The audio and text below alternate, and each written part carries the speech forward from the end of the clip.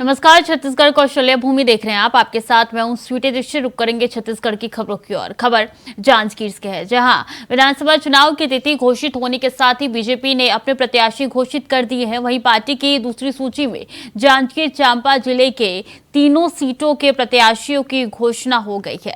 चांपा से नारायण चंदेल और संतोष लहरे को टिकट मिला है। बता दें कि प्रत्याशियों की घोषणा के बाद नारायण चंदेल और संतोष लहरे जांजगीर के प्रसिद्ध नहरिया बाबा हनुमान मंदिर में दर्शन करने पहुंचे और हनुमान जी की संध्या आरती में शामिल होकर आशीर्वाद लिया। कि छत्तीसगढ़ प्रदेश में परिवर्तन की बयार बह रही है। छत्तीसगढ़ में जो मौजूदा सरकार है, श्री भूपेश बघेल के नेतृत्व में कांग्रेस की सरकार, इस सरकार से जनता ऊब चुकी है। इस सरकार से जनता हताश और निराश है, क्योंकि आज छत्तीसगढ़ में नित नए किस्म के भ्रष्टाचार हो रहे हैं, सरकार के संरक्षण में हो रहे हैं। आज छत्तीसगढ़ अपराधगढ़ बन गया है। पूरे प्रदेश में विकास शून्य है, विकास ठहर गया है और इसलिए बड़ी उम्मीद के साथ भाजपा की ओर प्रदेश की जनता निहार रही। हमें पूरा विश्वास है कि भारतीय जनता पार्टी की सरकार जनता के आशीर्वाद से इस छत्तीसगढ़ में बनेगी। जगदलपुर में भारतीय जनता पार्टी के प्रत्याशियों के टिकट वितरण को लेकर कांग्रेस टिप्पणी कर रही है। बता दें कि आलोचकों का कहना है कि भाजपा ने 5 वर्षों में के पश्चात भी बस्तर की कुछ ही सीटों पर प्रत्याशी बदलने की हिम्मत दिखाई है और अन्य सीटों पर खासकर पूर्व मंत्री केदार कश्यप, लता उसेंडी एवं महेश गागड़ा के विधानसभा क्षेत्र में किसी अन्य प्रत्याशी को टिकट न देकर कहीं न कहीं कार्यकर्ताओं को निराश करा है। तो वहीं कांग्रेस प्रदेश अध्यक्ष दीपक बैज ने कहा है कि भाजपा ने पहले ही पराजित मान लिया है और भी तो हारे हुए प्रत्याशियों का दोबारा टिकट दिया है। साथ ही कहा है कि भाजपा के चाणक्य कहे जाने वाले अमित शाह ने भी कई दफे बस्तर दौरे के बावजूद उनके टिकट काटने की हिम्मत नहीं दिखाई। भाजपा के जो पूर्व मंत्री जिनको पार्टी ने प्रत्याशी बनाया है, इन्होंने किसी अन्य कार्यकर्ता को भी आगे बढ़ने नहीं दिया। देखिए, भारतीय जनता पार्टी ने छत्तीसगढ़ चुनाव के लिए जो सूची जारी की है उसे हम तो हताशा की सूची मान रहे हैं और उसका नाम भी हम हताशा की सूची दे रहे हैं। कारण क्योंकि कुछ दिन पहले यही सूची सोशल मीडिया में वायरल हुई थी, जिसको लेकर के प्रदेश भर में भारतीय जनता पार्टी के कार्यकर्ता भारतीय जनता पार्टी के बड़े नेताओं के कपड़े फाड़ते नजर आए थे, सड़कों में प्रदर्शन करते नजर आए थे और राजधानी तक इनके कार्यालय तक पहुंच करके अपना विरोध दर्ज कराया था। लेकिन बावजूद इसके भारतीय जनता पार्टी के कार्यकर्ताओं की मंशा को दरकिनार करते हुए भारतीय जनता पार्टी ने भारतीय जनता पार्टी के कार्यकर्ताओं के लिए हताशा की सूची जारी की। भारतीय जनता पार्टी को बहुत बहुत बधाई, शुभकामनाएं। जिस तरह से लिस्ट उन्होंने जारी किया है, पुराने चेहरों पे ही ज़्यादा उन्होंने दांव लगाया है। वो पुराने चेहरे जो 2018 में जनता ने उनको रिजेक्ट कर दिया है, अब समझ लीजिए कि भारतीय जनता पार्टी लिस्ट आने के बाद पूरी तरह से अब लड़ाई के मैदान से बाहर हो चुकी है, हार मान चुकी है।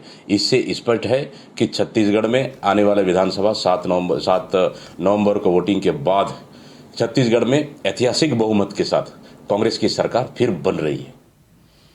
खबर जगदलपुर से है, जहां जिले के सीमा क्षेत्र अंतर्गत सशस्त्र लाइसेंस धारकों के सशस्त्र लाइसेंस निलंबित कर दिए गए हैं।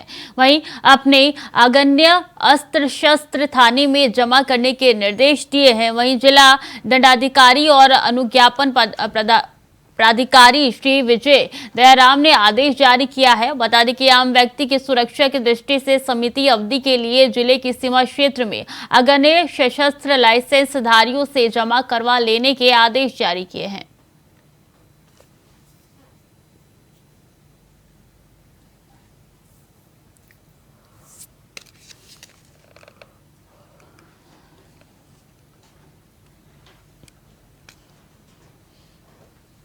जगदलपुर में अवैध शराब बिक्री के दौरान आरोपी को पुलिस ने गिरफ्तार किया है। बता दें कि सूचना पर टीम गठित की गई, कार्रवाई के लिए रवाना किया गया, जहां संदिग्ध व्यक्ति की पहचान कर रेड कार्रवाई की गई। तो वहीं रेड कार्रवाई के दौरान संदिग्ध व्यक्ति के पास से 19.440 लीटर अंग्रेजी शराब बरामद की गई, जिसकी कीमत लगभग 14,040 बताई जा रही है। हालांकि आरोपी के विरुद्ध आबकारी एक्ट का अपराध पंजीबद्ध कर कार्रवाई की गई है।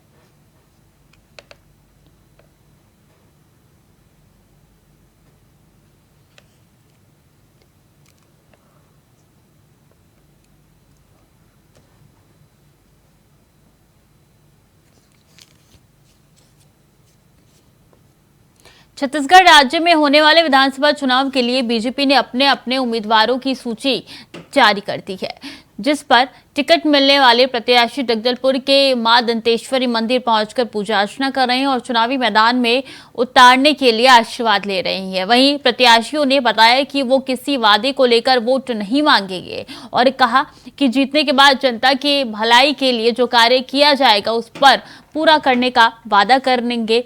और साथ ही कहा है कि जनता जानती है कि कांग्रेस सरकार ने जो 36 वादे किए थे उन वादों में से एक भी वादा पूरा नहीं किया गया है। हार जीत की बात पर उन्होंने बताया कि इस बार बीजेपी पूरी बहुमत के साथ छत्तीसगढ़ में अपनी सरकार बनाएगी।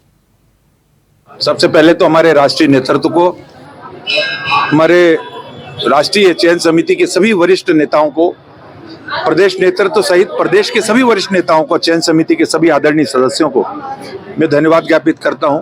हृदय से आभारी हूं मैं कि एक बहुत ही मामूली, एक बहुत से छोटे से कार्यकर्ता को उन्होंने इस योग्य समझा कि जगदलपुर विधानसभा में अपना भारतीय जनता पार्टी का प्रत्याशी बनाया है। मैं उनको सादर प्रणाम करता हूं।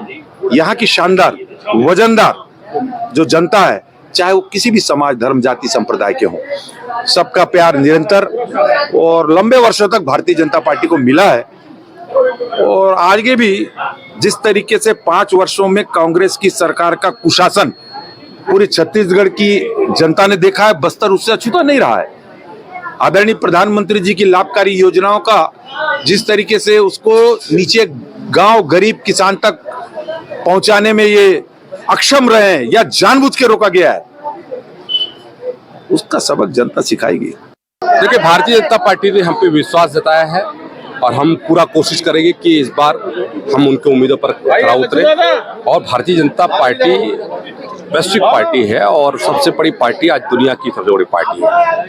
कांग्रेस का जिस तरीके से लगातार पूरे प्रदेश में भ्रष्टाचार बढ़ा है, भूपेश बघेल को कहना पड़ रहा है कि ये भरोसे की सरकार है, ये भरोसे की मीटिंग है, ये भरोसे की भेंट मुलाकात है।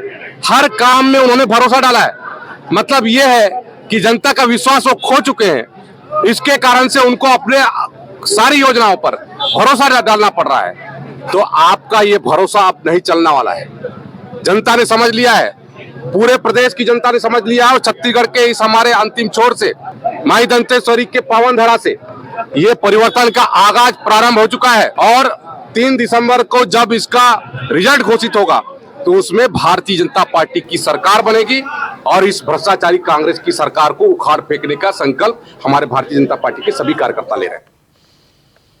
आदर्श चुनाव आचार संहिता के लगते ही कोरबा की पुलिस एक्शन मोड में आ गई है और हर तरीके के नियमों का पालन करने को लेकर काफी गंभीर नजर आ रही है। इसी कड़ी में बीती रात कोरबा पुलिस ने शहर में फ्लैग मार्च निकाला है और लोगों को बताया कि आचार संहिता के नियमों का पालन करना बेहद जरूरी है। अगर नियमों की अनदेखी कर दी गई तो उनके खिलाफ कड़ी कार्रवाई हो सकती है। वहीं यह फ्लैग मार्च कोसाबाड़ी चौक पर खत्म हुआ, जहां एसपी ने अपने अधिकारियों और कर्मचारियों के कार्यों की सराहना की।